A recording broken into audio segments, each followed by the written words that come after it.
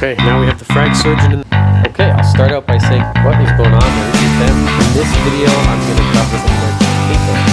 Can you keep them in a smaller tank? Okay, pardon my cheeky name with A-cans. Here's some A-cans. Yeah, we'll just take off one there. You can see these ones were fragged just yesterday. Oh, come on, you can do it! Look at that last little bit. This head over here, completely gone. He ate everything. What is going on, my reefing fam? March here. This is Fragbox TV, and today's episode we are going to be looking at Blastomussa, one of my personal favorite LPS corals, and we're going to get right into it. In this video, I'm going to cover just about everything to do with Blastomussas. We're going to talk about placement, we're going to talk about lighting, fragging, feeding, flow, the different types of Blastos. It's going to be the ultimate Blastomussa coral video. Okay, I'll start out by saying Blastomussas, I consider them an easy coral, definitely beginner friendly. We have some polka dot hermits here who are upsetting the ones in our tank. They're crawling all over them, but generally very easy LPS coral, large polyp stony. Really no special care that I'm going to teach you where to put them in the tank for best results. You guys know that on the channel I like to show you the good and the bad. I'll show you everything. This is the good. This is what you want to see. Puffy and open, no signs of skeleton or receding. This is the bad. That is definitely not good. You can see big difference. It's recessed, it's pulled into itself. I can see a little bit of algae growing on the ends of the skeleton. Again, good example. Puffy, no skeleton, bad example. Or at least a good example of one not doing well. I'm going to show you one more. Don't ever buy a Blasto that looks like that. You want to see them out and puffy and about. That is a really, there you go. That's what we're looking for. Beautiful. Can you keep them in a smaller tank? Absolutely. This is a 6-gallon all-in-one Pico. I will link in the video where you can find one. We have a nice little one on the sand bed here. They don't really need any special care, but low light is going to be important. See how I keep them in low light right on the bottom. I have some more here in one of our other tanks. This is our 90-gallon beautiful mixed reef display tank here in the store, and very similar care requirements to A-cans. You see here I got one pretty low down, almost in the shade. If I was using a par meter, it would be getting par of about 100 on this spot, and that is what you're going to want to look for, similar to A-cans. You see my A-can corals right here on the bottom, low light, they hang out and getting a decent amount of flow, which is going to lead into our next topic of discussion. You have light covered, do not put them up top. You're going to bleach them. You want to see deep, rich color. Here's another example. I have him almost in the shade. He's a little bit higher up, but in direct light. I can tell he's happy because he's puffed out and coming out of his skeleton there, so that's a good sign. If they get really light in color, you're giving them too much light. You can't really give them too little. This is a low light coral. As you can see, he's getting shaded and he's more than happy, just hanging out. Corals come from the ocean. The ocean's got lots of turbulent flow. Flow, very important thing to consider for all corals. These corals are low to moderate flow. I would say here they're getting a moderate amount. So here's just an A-can for an example. You can kind of see how the heads are moving around. Same with the Blastomussa. I can see the tentacles here on the pagoda coral moving. If they don't get enough flow, what's going to happen is they're going to collect detritus on their body, and they're going to gunk up, and they're not going to be able to keep themselves clean, and so they're going to suffer. They need flow so that they can keep their bodies nice and clean. Too much flow and you run the risk of having them blow over, or if it's intense direct flow, you can literally blow the flesh right off of the Blastomussa. One really cool thing about Blastos is this: you can garden them. You can put different types of Blastos together. These are two different ones, and they're not going to hurt each other. It's a very common thing to do, is to take different varieties and colors of Blastos. They can be really fun to collect, and then you can create some really striking and visually beautiful corals by doing this. Exactly what this is, two of them together. Now, there's two types of Blastos, at least that I have today to show you in the store. There's the Blastomussa Welsey, kind of like, I call them fat Blastos, these ones that I keep showing you. There's another one that's huge, it's like a Maxima. I don't have any to show you on today's video. And then there's the Merletti, which are these ones here. They're almost like mini Blastos, so they grow a lot taller, like the skeleton grows maybe 1.5 inches, and then you have the polyp that sticks out. You can kind of see the skeletal base is completely different than the other ones. These ones are a little bit easier to frag, definitely more uncommon, and a really cool all-around coral. It doesn't really look like Blasto, or I guess it does. It's just many smaller heads as opposed to the Welsey, Blastomussa Welsey, which have fewer heads that are a lot larger. Feeding, muy importante. You don't have to feed them. They are photosynthetic. They will take light and turn it into energy. So you don't have to feed them, but like with all corals, especially LPS corals, they do have a mouth. Let me get the macro lens so I can really show you what I'm talking about. Okay, pardon my shaky hands, but I got the macro lens out. We can get a nice zoomed in shot. You see that right in the middle, that little green thing? That is actually a mouth, and they do eat like many LPS corals. This, for example, is an acanthophilia, and if I zoom in right there, oh, you see that little opening? Right there in the center of the screen, that's also a mouth. These things love to eat. Same with acans. Here's some acan lords. Why am I showing you other corals? Because the care requirements for acans and for blastos are quite similar. If you can keep acans, you can keep blastos, and you can actually keep them right next to each other. So each individual polyp actually has a mouth. So I'm going to show you in a second how we spot feed these for best results. And I don't feel like changing lenses, so please disregard the shakiness. This is the food I'm going to use, is Reef Roids. Been using this stuff forever. Excellent all-around coral food.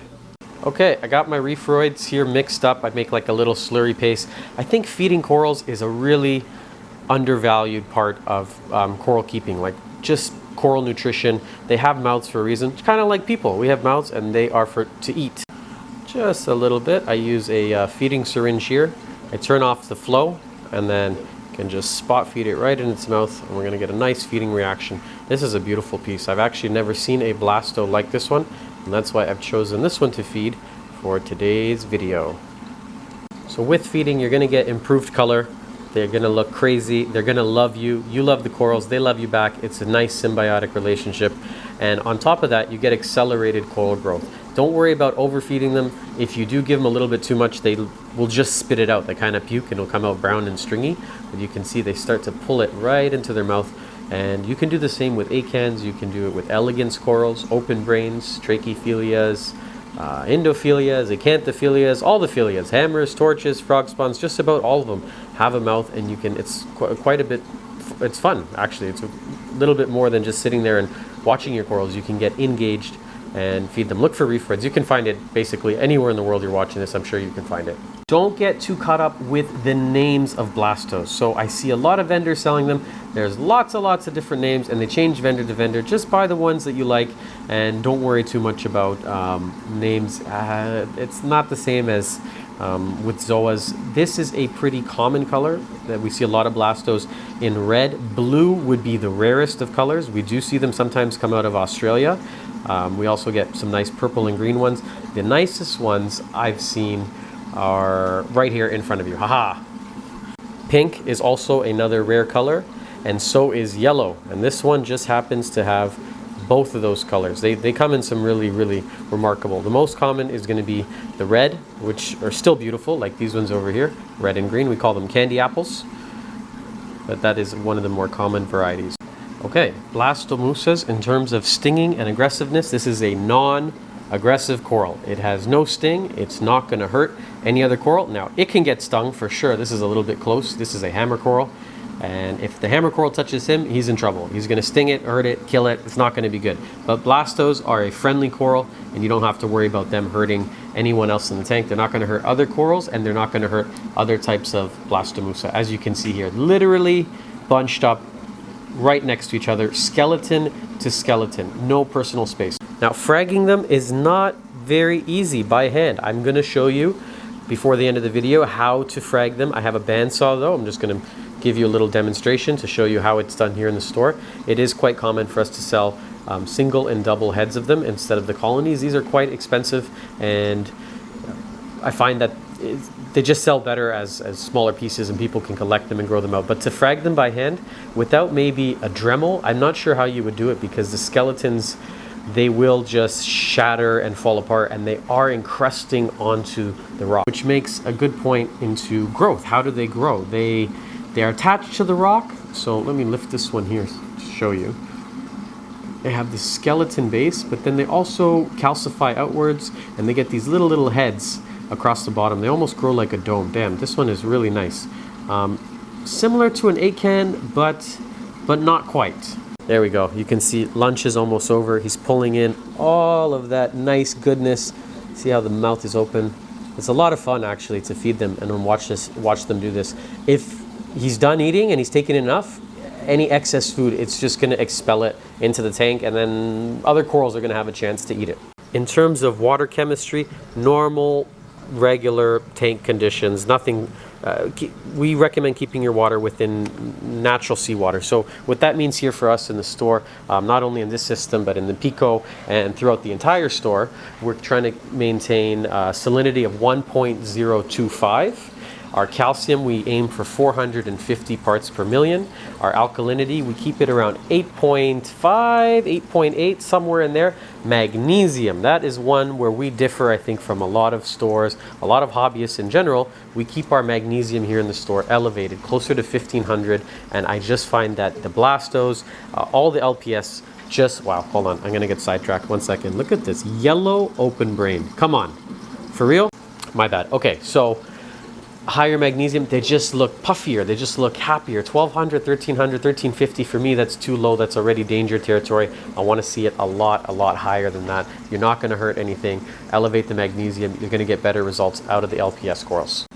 Any of the other elements, strontium, potassium, iodine, no, not as important. We're not really looking at those, not for these corals at least, maybe for some other ones. Nitrates and phosphates, they're kind of a dirty animal. They can tolerate a little bit higher. They are forgiving. Like I said, I consider them an easy coral. Is it the first coral you're going to put in your tank? Maybe not, because of the price. I would recommend always starting with soft coral. So what does that mean? GSP, xenias, mushrooms, zoas. But if you'd like to, I can't see why not. Do they need dosing? If the tank gets to a certain point, yes, you might have to dose, but they're not like hard corals or SPS corals that really consume calcium and alkalinity out of the water, where you have to pay close attention. These are quite forgiving corals, easy to keep. I don't have a lot of customers coming in the store complaining about Blastos or suffering with this sort of coral. Easy. I am obsessed with these fiddler crabs. I can't stop talking about them. They're so cool. They come out of the rocks. I'm obsessed with this tank too. I'm taking one of these home to set up one of these all-in-one 6 gallons. So freaking neat. Okay, let's talk about pests. You should dip any corals you bring home, any new additions to your tank. Dipping is always a good practice, always good, just in case. That being said, there really are no pests that specifically target Blastomussa corals. There's no nudibranch, spiders or snails like there are with some other corals. Zoas always come to mind because there are quite a few pests that eat zoanthids, but it is a good practice to dip. I do recommend this if you're looking for a good all-around dip. This is from Two Little Fishies, been around a very long time. It's called Revive Coral Cleaner. You're not going to hurt or kill anything, and this gives the coral a nice disinfectant before going into your tank. So you'd really be looking for like maybe bobbit worms, or there's some sort of pest that would just eat all corals. But in terms of, I'm just going to put that down, in terms of something that targets specifically Blastos, there's not a flatworm like there is with torch corals and hammers. There's a big flatworm that sometimes comes on them. You're pretty much safe. Nom nom nom nom nom nom nom nom nom nom nom. He's almost done. Look, maybe this head I fed too much. This one he could do with a little bit more. This one he's probably, I hope he pukes so I can show you guys on camera. It'd be cool to capture it. I just thought about this. So maybe no pests or bugs, but in terms of fish, if you have angelfish in the tank, they will often pick on them. You have to be wary with butterflies as well as copper bands. So those beautiful ones with the long nose, they may turn these into a nice snack. Oh, come on, you can do it! Look at that last little bit. This head over here, completely gone. He ate everything. He could probably use some more. This one, he's just, it's like all you can eat sushi. You're gonna hate yourself. Just do it! Eat it, buddy! He's almost got it. Okay, now we have the frag surgeon in the house. What up, Dylan? Let's frag one of these. Step 1, remove Blasto from the aquarium. Carefully. Very nice Blasto. Oh yeah. Step 2. Take said Blasto to haunted basement. Oh, booga, booga, booga, booga, booga. Now this is done here in-house with our lovely Griffin bandsaw. This is a tool of the trade. This is a C40 and this is the C40 XL. Extra room if you got to cut something, you know, bigger than just a couple inches. Here you get 3. Here you get 6, I think. Dylan is just setting up some nice, fresh, clean salt water. Yeah, Frag Recover. We use this on almost everything we frag, right? Almost everything. Yeah, it's a great product from Brightwell. It's not a dip, it's a, what is it? It's a Frag Recover. It's to help corals recover after fragging. I think there's probably some iodine in there. All natural, herbal sort of dip. It smells good too. Yeah. It smells good. Yeah, we'll just take off one head. So it's just taking the Blastos off this base. We order from our suppliers.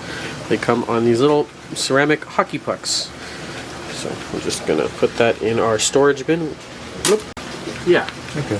So if you've bought a frag here from Fragbox, chances are Dylan has made that frag for you.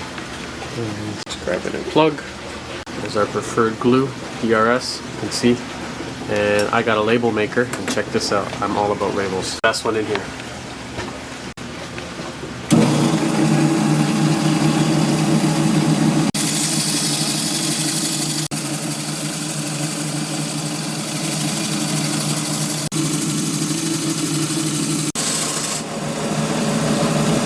That's it. Shapes the bottom so it's easier to glue to the plug. Now, to do that at home without a bandsaw, very tricky. You could accomplish it with a Dremel if you're careful. There's Dremels with circular diamond bits. That's actually how I started fragging corals many, many years ago from home. And he has our plug set up here with just a touch of glue. That's it. You should be open in probably a few hours. Say under 6 hours. He would look a pretty clean cut. He didn't cut any tissue. He was able to go right through the skeleton. It's a very, very nice frag. 10 out of 10. Nice job. You can see these ones were fragged just yesterday. Look how good they look already. Dylan is expert with the bandsaw. Lots of nice Blastos and stuff. All the ones from the video, all fragged up, looking freaking amazing. Next video I'm going to do is on acans. So sometimes I wait until we have a lot of corals in of one variety. As you can see here, lots of acans. So that'll be the next one. It'll be just like today's video, except acans. Sometimes you guys ask me to do video tutorials. I like to wait until there's a good amount, so it makes for better content. We actually just got these in too. Some more Blastos, but in the purple green variety. These are wild ones from Australia. And this is the only place we get them in this sort of variety. We call them up here Vortex Blastos. And that's it. We're gonna wrap up today's video. I hope you enjoyed today's one on Blastomussa.